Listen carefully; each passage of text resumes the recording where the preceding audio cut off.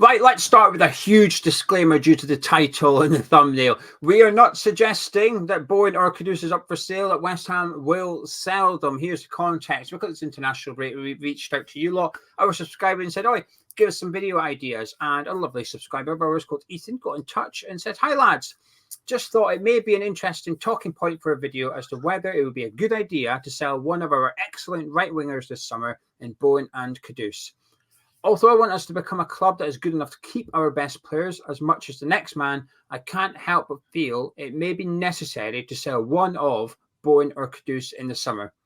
The reason for this is that as they both play in the same position, it will be almost impossible to keep both of them completely happy in the long term. Also, the market value of both of these players is outstanding, and I could see us getting between 80 to 100 million for either of them.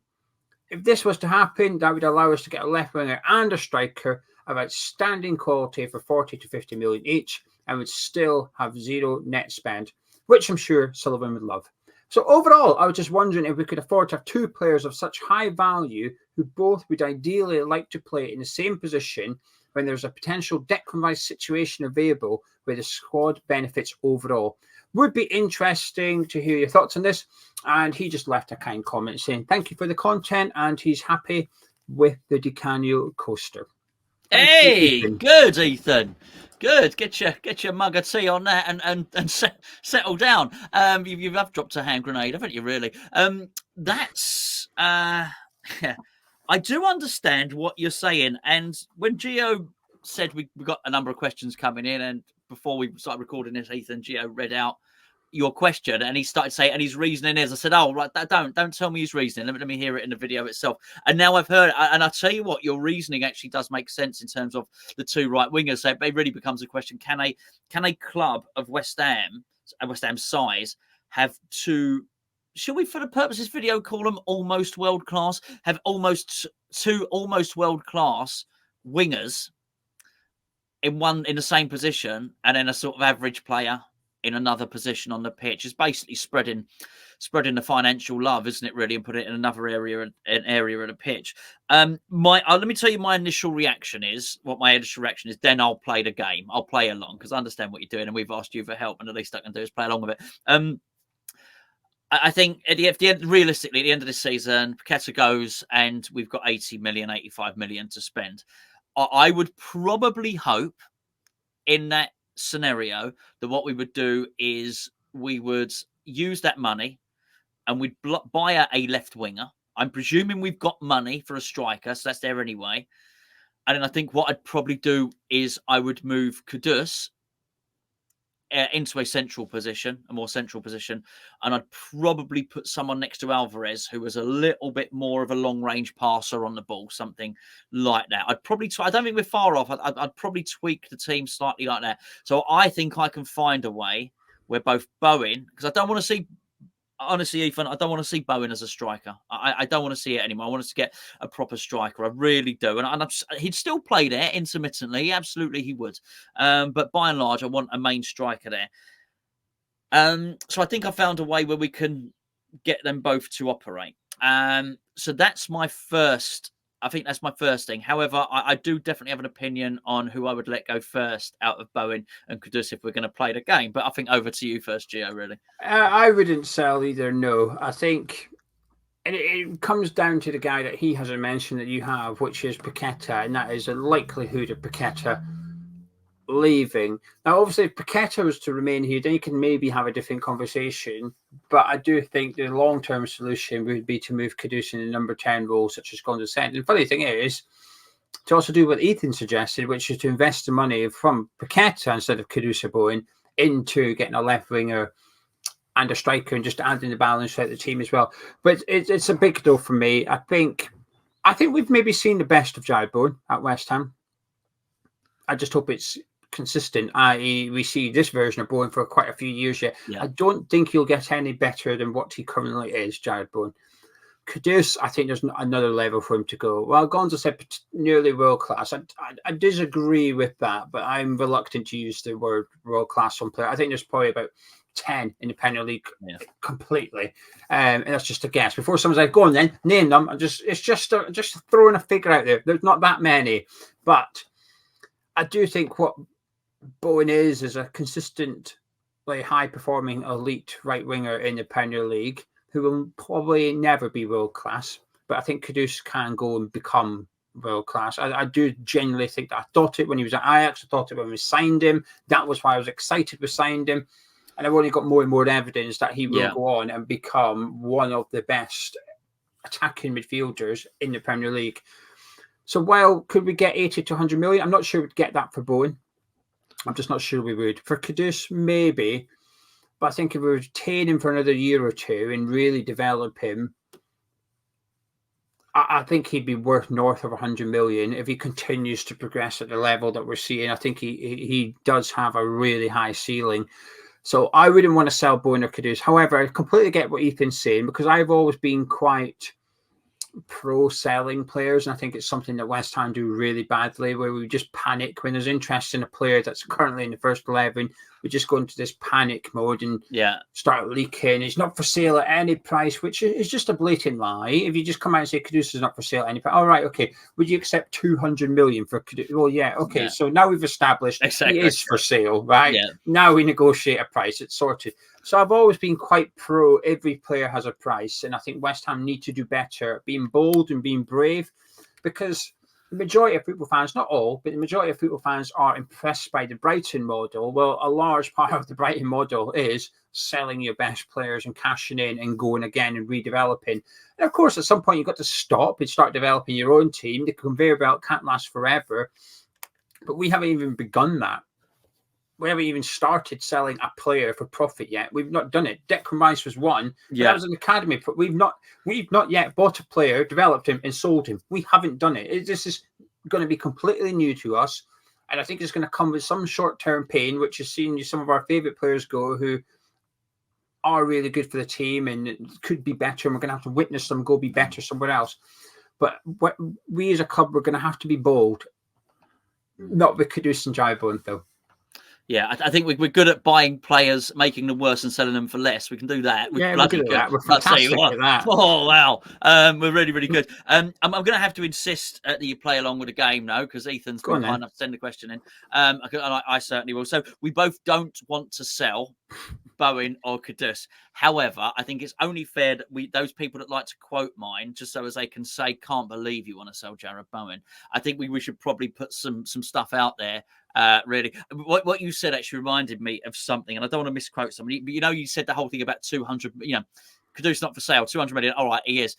I don't want to misquote it, but I'm not going to name the person that I think was responsible for the quote. But it's this conversation that happened over a dinner table, and it's basically somebody famous who once said at a dinner table, "Madam, would you sleep?" It's a long time ago, so £1 million was even more. "Madam, would you sleep with me for £1 million?" And the answer came back, "Well, I probably might have to for that sum of money." "Okay, madam, would you sleep with me for £20? Don't be ridiculous. What do you think I am, a prostitute?" Well, we've already established that. What we're doing at the moment is just haggling. So yeah, it just reminded me of that. Really, quite a funny story. I'm getting rid of, if I'm forced to get rid of one, I'm getting rid of Mohammed Kudus. I can't believe you sell Kudus. I cannot believe you want to sell Kudus. Outrageous. And hire a prostitute. Yeah. She must be pretty good for £1 million. I'll go with a £20 one. Save some money. Do you know what I mean? But with that 200 million, I got with Kudus. All right, Sullivan. Absolutely. So I think what I'd be doing there, my reasoning behind this is that I think even if I kept him, he's off anyway. Whereas I think Jarrod Bowen, because of his love for West Ham and Danny Dyer, both of them, he is going to stay at West Ham and he remains a hammer. So I think if I'm keeping Bowen, I'm making the long-term decision. He's staying. I think if I keep Kudus, he's going to leave anyway. So I'm selling Kudus and keeping Bowen. Yeah, that's a difficult one actually, because Kudus, like I said, I think Kudus has got another level or two to go. And I think his value is only going in one direction, and that is up. However, I agree with what you said. I think Bowen is unless a big, and when I say a big club, I mean a big club. If Chelsea came knocking, I'm not sure Jarrod Bowen's head would go, hello, fancy a move to start. I'm not sure Chelsea's a good enough pool for Jarrod Bowen. Genuinely, I do not know.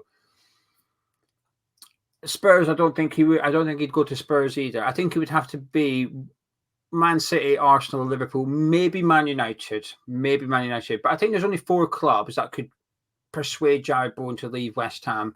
Apart from that, I think he's here to stay, because when he says, I want to become a legend at West Ham, I want to retire, I believe him. I do. Maybe I'm being naive, but I do believe him. I think he's already in that category. All I think he has to do is remain at West Ham for enough years to become a legend. I think he's already achieved enough to become a legend. It's now, are you going to see out your career like you're supposed to in order to maintain that status with the fans? And I agree with you. I think he will. So I think I'd keep Jarrod Bowen as well and sell Kudus for the same reasons, which is, I think, unless we become a Champions League club in the next couple of seasons, I think Kudus will leave eventually. He's already shown his ambition prior to joining West Ham when he negotiated with Brighton and said, I want a release clause in that. So he's already basically said, right, I'm coming, but I'm also leaving at some point very soon. And he's joined West Ham. And I think Kudus has got bigger ambitions than playing in the Europa League for West Ham. He's already tasted Champions League football with Ajax, so it's not that it's new to him. He's already done it. He's here now to perform on a bigger level, earn more money. He's doing it in the best league or most competitive league in the world. Liverpool, Man City, Real Madrid, whoever, look at what I'm doing. Look at what I can do. He'll go to a top club, Kudus. He will go to one of the best clubs in the world, I think. I do think that his destiny, if you like, is not at West Ham long term. So I agree with you. So I'd sell Kudus if a gun was pointed at my head, and we're only playing the game because Ethan suggested. Don't finish the video. Okay. We've done that subject, but if you want to stick around, you can leave now if you want. These 10 world-class players. Okay, so is Luke Shaw world-class? Not anymore. Hold on, you said he was only this season. Yeah, but world-class, in my opinion, you need ability and you need consistency. I think sometimes players have the ability, but not the consistency. And I think he's injured. It's difficult, but I think he has been. Kevin De Bruyne. Yes. Erling Haaland. Yes. Phil Foden. Yes. Okay. Carl Walker. No. Okay. What's a good defender? What's his name? I'll tell you what about the one that used to be there, Cancelo. He was good. Don't watch enough of him. He doesn't play. It doesn't matter. He's not here. He's not here anymore. I said in the Premier League. So why are you naming what about Virgil van Dijk? Barcelona? Virgil van Dijk. Yeah. Okay, I like that. Anyone else at Liverpool that's world class? What about Trent Alexander-Arnold? Don't quantify it. My gut feeling says no. Okay, your gut feeling says no. No one else on that. You don't think Diaz? Oh, Salah, world class. Salah is, yeah. Salah's, that's it. No one else. Alisson. Sick. That's it. That's it from Liverpool. Okay. What about old? I was going to call him Roger. Big fat fella, big chunky fella, central midfield, Man City. Rodri. Is that his name? Yeah, he's the best in his position. Yeah. Is he world class? Yeah, he's the best in his position. I'll tell you what, we're going over 10 in. That was really my point. You probably are, yeah. I know we definitely are, but I'm just badly making it. I just wanted to do it as a bit of fun. Odegaard, is he world class?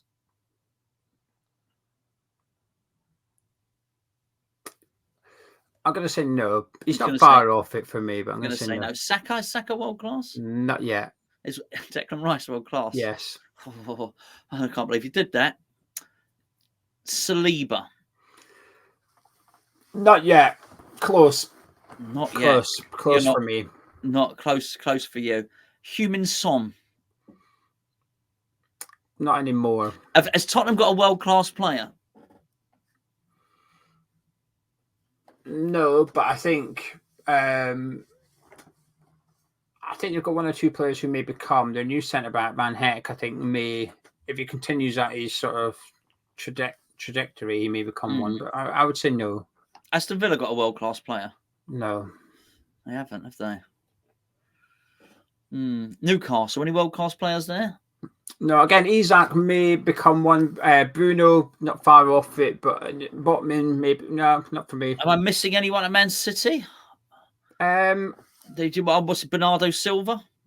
No, I can't think of anyone. We've done De Bruyne, Haaland, and Rodri. I think that's the only three. I don't think Ederson's far off, but I think Alisson's better than him, in my opinion.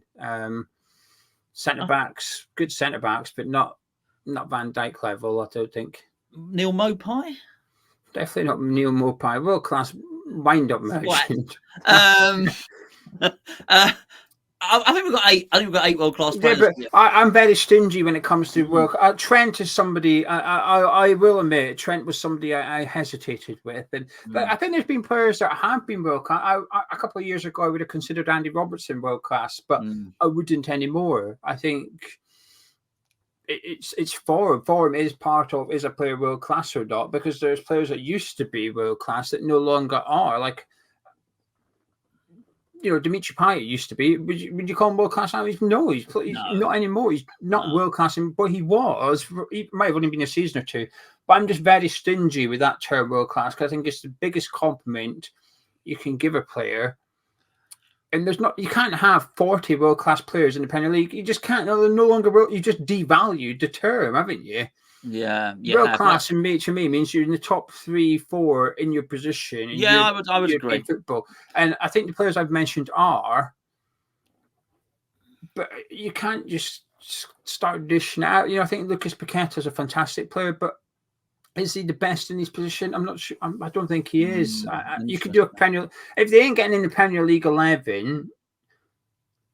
Then they're not world class then, are they? You've got to walk into that team to be considered it, in my opinion. That's why I think Saka might be. If someone comes to me and says, I think Saka's fine, I think he's got the ability. I just don't think he's got that consistency yet. And Phil Foden, I think, has and does. And this season, I think Phil Foden's really stepped up this season, actually. Man United, by the way, don't have any. I don't think they've got any world class players. I don't think they do. Well, that's why I didn't stay on them for very long. Chelsea should do. If you're going to spend that much money, you should have world class players. But I think you possibly could have argued that Casemiro was when he first went there. Yeah, possibly. You look at the Chelsea squad now. Is any of them? Not really. I think their best player, in my opinion, this season has been their right back Gusto. I think he's been the best right back in the league alongside Porto at Spurs. But are either of them world class? No, I'm not having it. I'm not having it. I know I'm going to get. I can't wait for the comments. I can't wait for the comments.